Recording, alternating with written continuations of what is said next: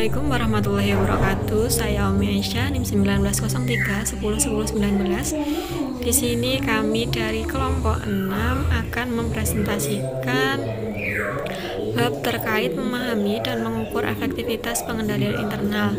Adapun anggota dari kelompok 6, yang pertama ada Risma Oktavianti, yang kedua ada Umi Aisyah, yang ketiga ada Indah Enggar, dan yang keempat ada Diki Rega, dan yang kelima ada Ajeng Monika Rizky. Baik, untuk selanjutnya pemaparan materi yang pertama akan disampaikan oleh rekan saya. Terima kasih. Assalamualaikum warahmatullahi wabarakatuh. Perkenalkan, nama saya Ajeng Monika Rizky dengan NIM 1903101046. Saya di sini akan menjelaskan mengenai bab 5, memahami dan mengukur efektivitas pengendalian internal.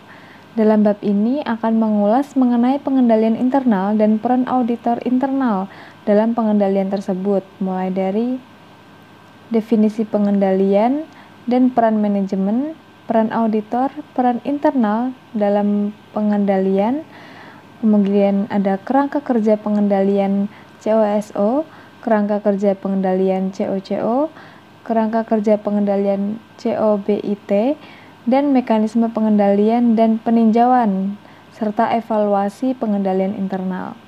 Dalam usaha mencapai tujuan dan sasaran, perusahaan itu membutuhkan pengendalian internal atau disebut dengan internal control, dan penerapan pengendalian internal ini akan mengurangi ketidaksiapan terhadap hal-hal yang belum direncanakan sebelumnya. Untuk pengendalian internal ini memungkinkan manajemen untuk menyesuaikan diri dengan perubahan ekonomis dan lingkungan kompetitif yang berjalan secara terus-menerus. Dengan adanya permintaan konsumen dan restrukturisasi karena pertumbuhan pada masa mendatang. Dan pengendalian ini dapat memberikan jaminan efisiensi dan menurunkan resiko kerugian aset, dan menjamin reliabilitas laporan keuangan dan menjamin kepatuhan terhadap peraturan dan hukum yang berlaku. Kali ini saya akan menjelaskan definisi pengendalian dan peran manajemen.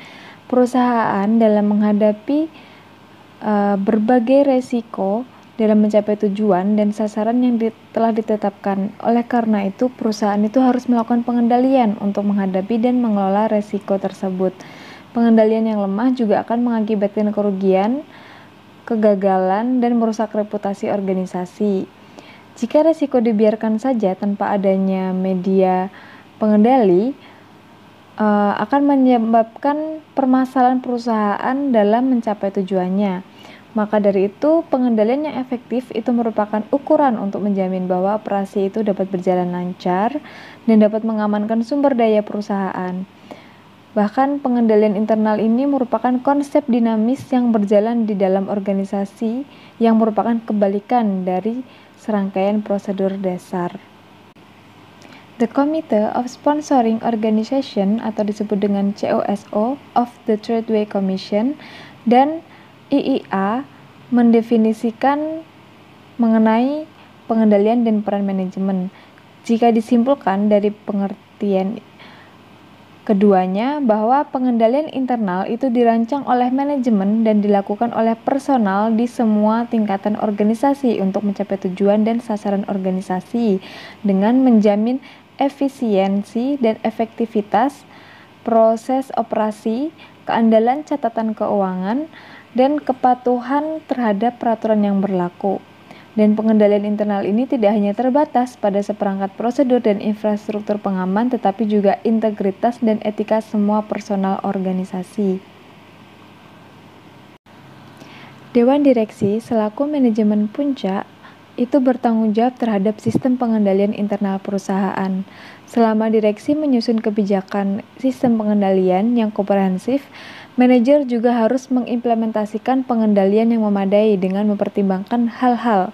Yang pertama, dengan memperkirakan kebutuhan pengendalian. Jadi di sini manajer itu harus membedakan situasi ketika dibutuhkan pengendali internal tertentu dan bagaimana memberikan respon yang tepat. Kedua, ada merancang pengendalian yang cocok. Setelah kebutuhan pengendalian itu terdeskripsikan, kemudian manajemen itu harus mendapatkan media yang tepat untuk menerapkannya. Ketiga, mengimplementasikan pengendalian. Manajer itu mempunyai tanggung jawab untuk memberikan jaminan bahwa pengendalian itu diimplementasikan dengan hati-hati. Kemudian yang keempat adalah memeriksa apakah pengendalian telah diimplementasikan secara tepat. Nah, di sini manajemen itu juga bertanggung jawab untuk menjamin bahwa mekanisme pengendalian itu tidak diabaikan, tetapi dijalankan sesuai dengan rencana. Kemudian yang kelima, memelihara dan memperbarui pengendalian. Ini juga penting karena pengendalian pengamanan merupakan tugas berkelanjutan yang menjadi tanggung jawab manajemen. Kemudian yang terakhir ada melibatkan semua hal yang itu tadi dalam skema penaksiran kinerja manajemen. Jadi di sini manajemen itu perlu menyadari dan mempertimbangkan pelaksanaan pengendalian sebagai bagian dari peningkatan kemampuan dan pelatihan bagi manajemen. Kemudian yang selanjutnya mengenai peran auditor internal dalam pengendalian perusahaan.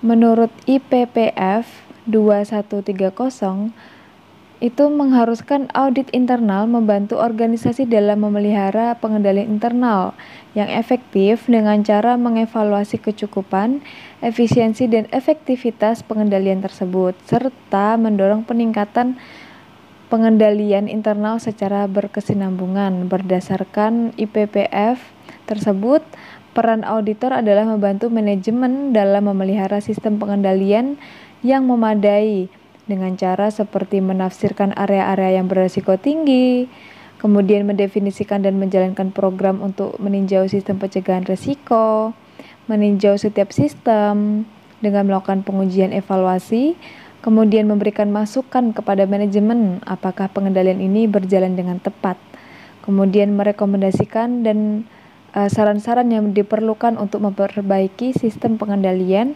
dan melakukan audit tindak lanjut untuk mengetahui apakah manajemen ini telah melaksanakan rekomendasi audit yang telah disepakati. Dan berdasarkan penaksiran risiko, auditor internal itu mengevaluasi kecukupan dan keefektivitasan pengendalian di dalam tata kelola organisasi, kegiatan operasi, dan sistem informasi yang mencakup 5 aspek. Yang pertama seperti pencapaian tujuan strategis organisasi, keandalan integritas atas catatan keuangan dan informasi operasi, efektivitas dan efisiensi kegiatan operasi dan program, pengamanan aset operasi organisasi, yang terakhir kepatuhan terhadap peraturan perundang-undangan yang berlaku. Assalamualaikum warahmatullahi wabarakatuh. Di sini saya Diki Rega Aditya Pratama NIM 41 akan menjelaskan mengenai kerangka kerja pengendalian COSO. Pengendalian secara menyeluruh adalah pengendalian internal yang mencakup semua aspek di dalam organisasi. Oleh sebab itu perlu adanya pengintegritasan konsep-konsep pengendalian. Konsep-konsep pengendalian yang terintegritas disebut kerangka kerja pengendalian. Saat ini kerangka pengendalian COSO menjadi salah satu kerangka yang banyak digunakan oleh perusahaan dan organisasi non-profit. Berdirinya COSO diawali dari sejarah panjang kebutuhan kerangka kerja pengendalian atas beragam peristiwa di sektor bisnis yang cukup penting.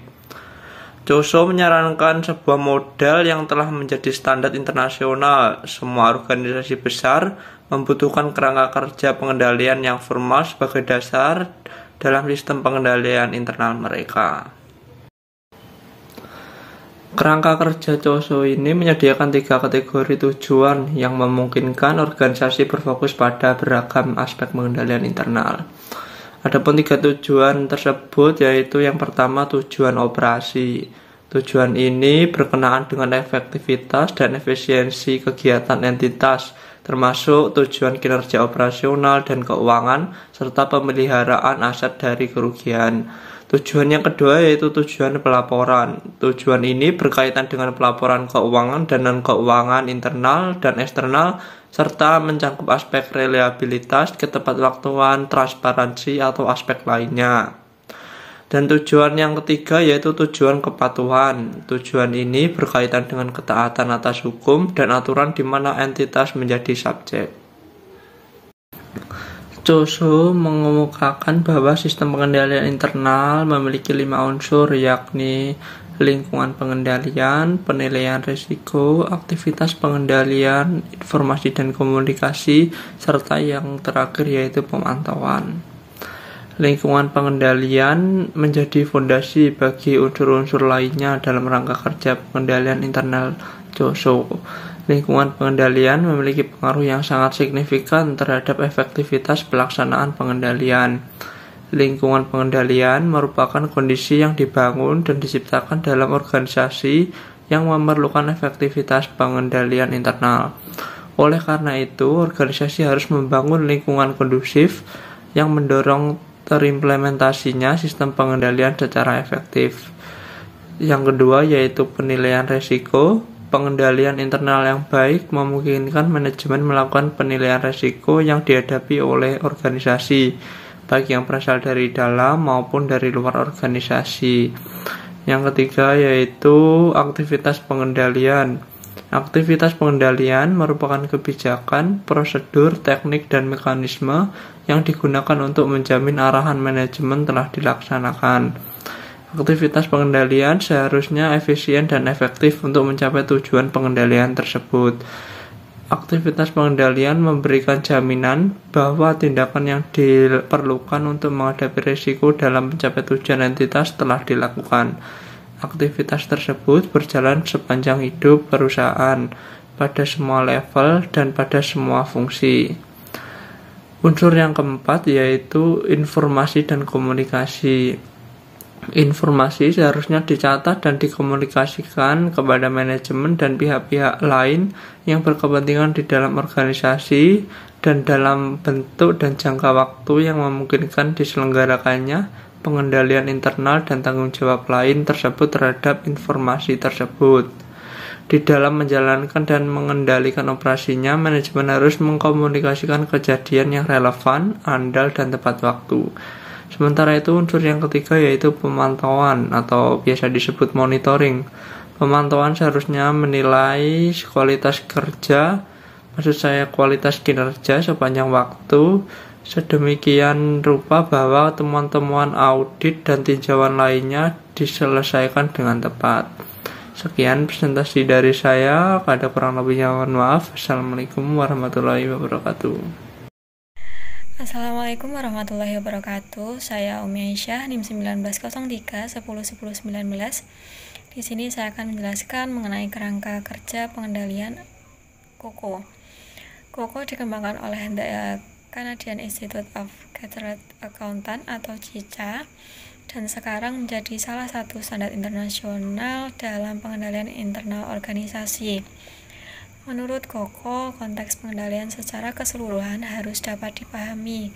Pengendalian mencakup berbagai elemen di dalam organisasi, termasuk sumber daya, sistem, proses, budaya, struktur, dan juga tugas, yang secara bersama-sama membantu dalam pencapaian tujuan organisasi.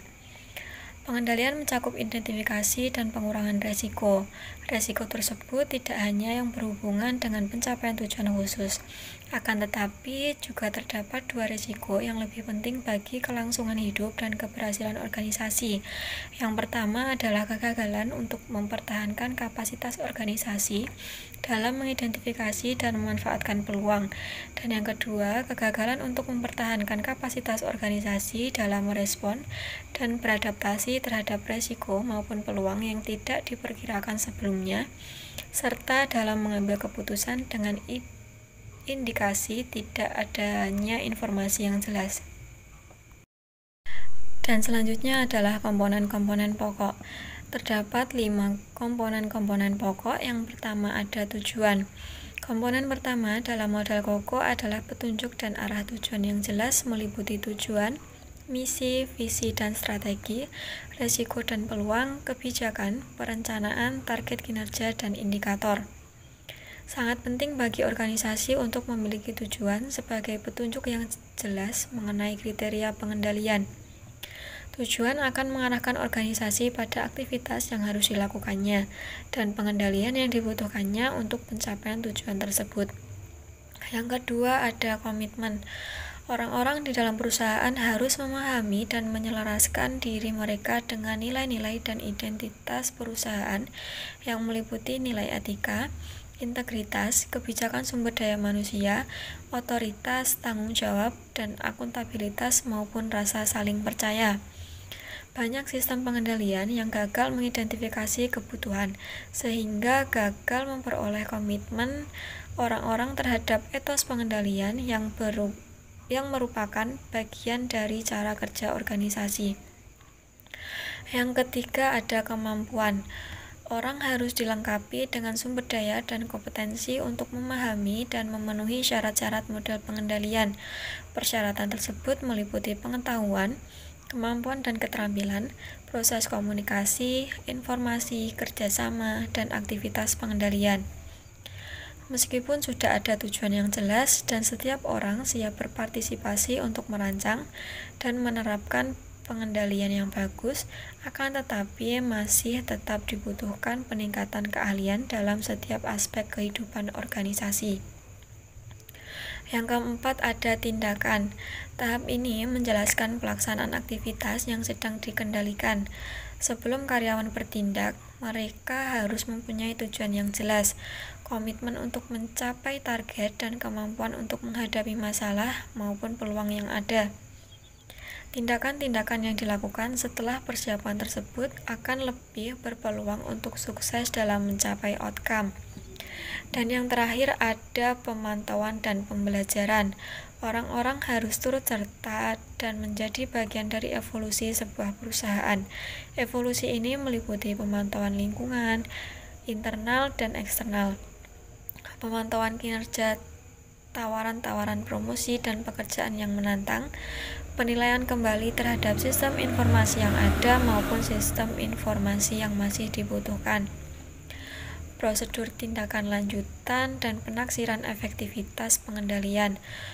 Memonitor merupakan aktivitas pengendalian yang berat karena berupa inspeksi, pemeriksaan, supervisi, dan pengujian. Itu tadi penjelasan dari saya, kurang lebihnya saya mohon maaf. Wassalamualaikum warahmatullahi wabarakatuh.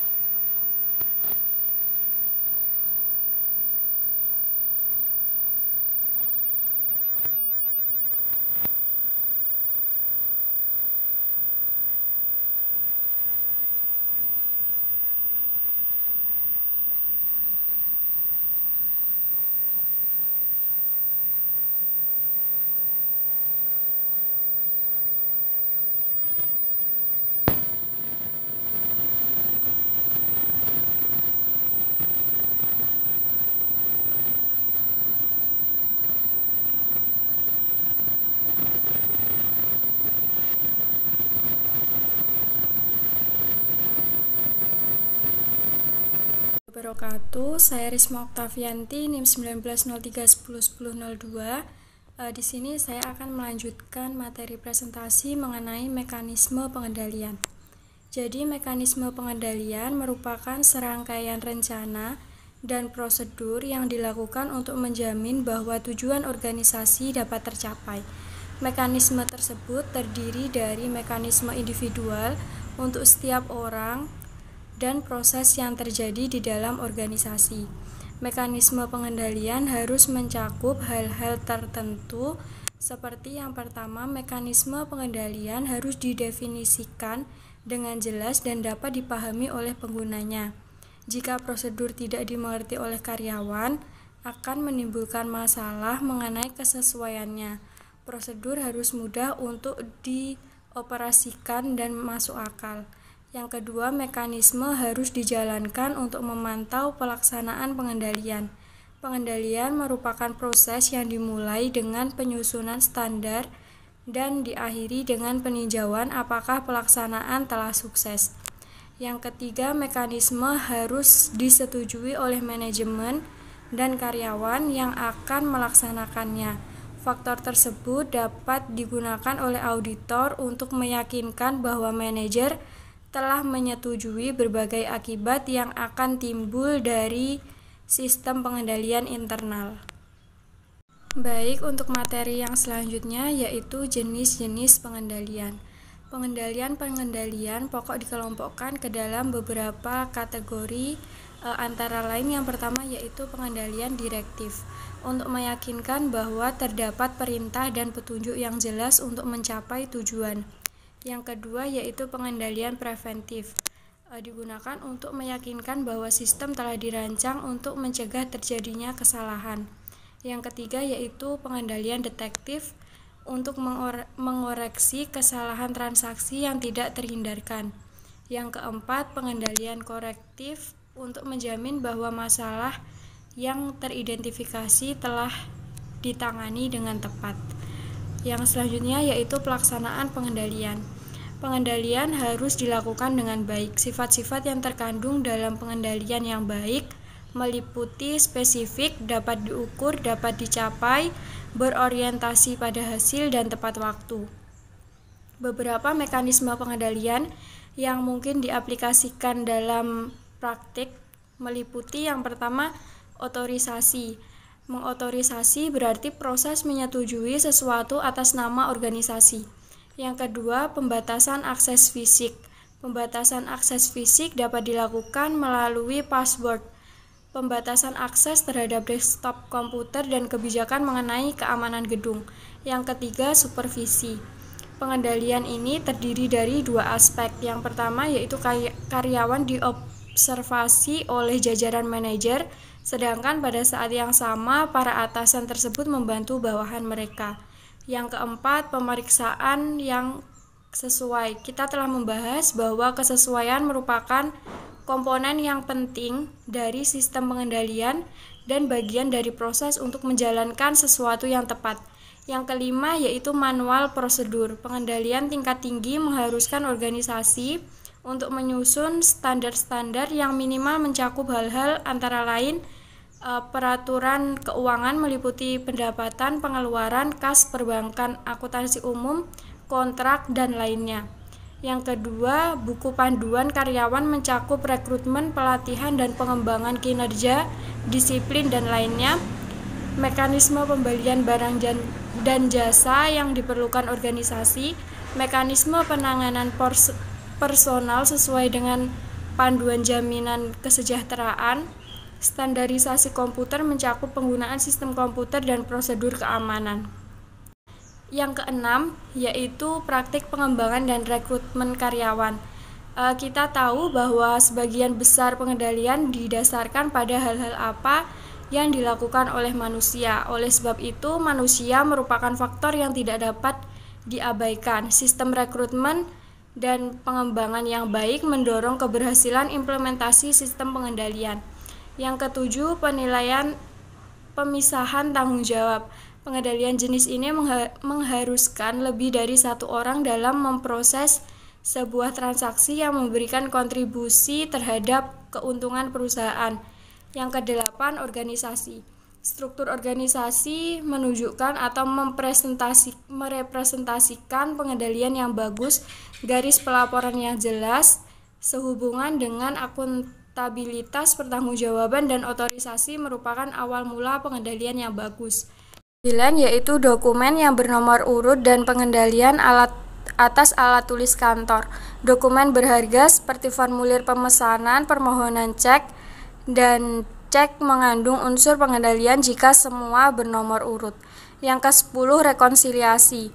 Tindakan menyeimbangkan satu sistem dengan sistem yang lain merupakan salah satu mekanisme pengendalian.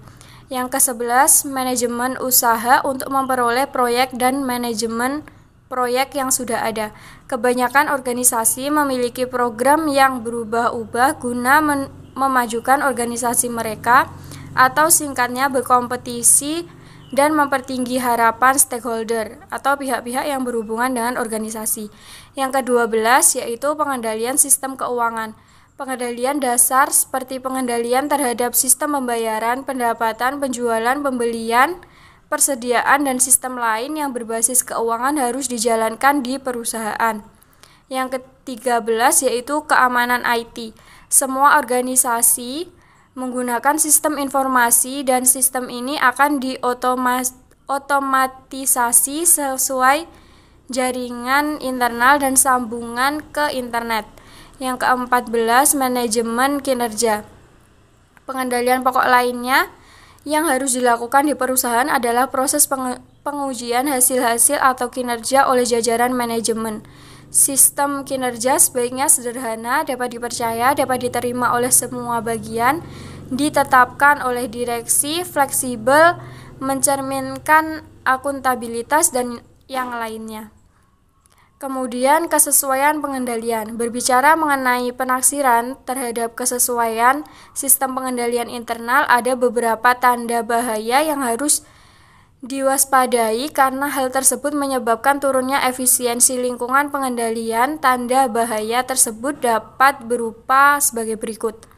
Yang pertama, wewenang manajemen senior untuk mengesampingkan pengendalian yang sedang berjalan. Yang kedua, tidak adanya karyawan dan jabatan yang kosong. Yang ketiga, budaya pengendalian yang jelek. Yang keempat, kolusi oleh karyawan. Yang kelima, bergantung pada indikator kinerja tunggal. Yang keenam, bergantung pada masa lalu. Yang ketujuh, pencatatan transaksi yang tidak akurat. Yang kedelapan, delegasi tugas yang tidak terkontrol. Materi yang selanjutnya yaitu peninjauan dan evaluasi pengendalian internal. Selain membantu manajemen dalam menilai risiko dan merancang pengendalian yang dibutuhkan untuk pengelolaan risiko, auditor internal juga mengevaluasi kecukupan dan efektivitas pengendalian yang sedang berjalan. Hasil tinjauan oleh auditor internal berupa saran perbaikan disampaikan kepada manajemen untuk ditindaklanjuti. Auditor akan meninjau struktur pengendalian internal pada audit yang diaudit. Untuk melakukannya, auditor menggunakan beberapa jenis peralatan dan teknik termasuk bagan alir, wawancara, pengumpulan, dan analisis data. Peninjauan pengendalian internal membantu auditor untuk mendesain pengujian yang akan dilakukan pada tahap pekerjaan lapangan audit.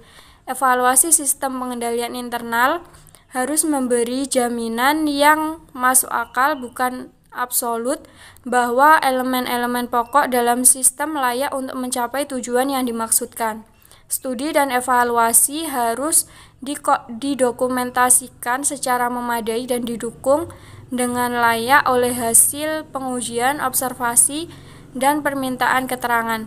Penggunaan metode pemrosesan data elektronik yang dapat mempengaruhi keandalan, keakuratan, atau kegunaan data keuangan atau statistik dan laporan harus dimasukkan sebagai bagian dari studi dan evaluasi. Pengendalian internal dievaluasi melalui pengujian audit.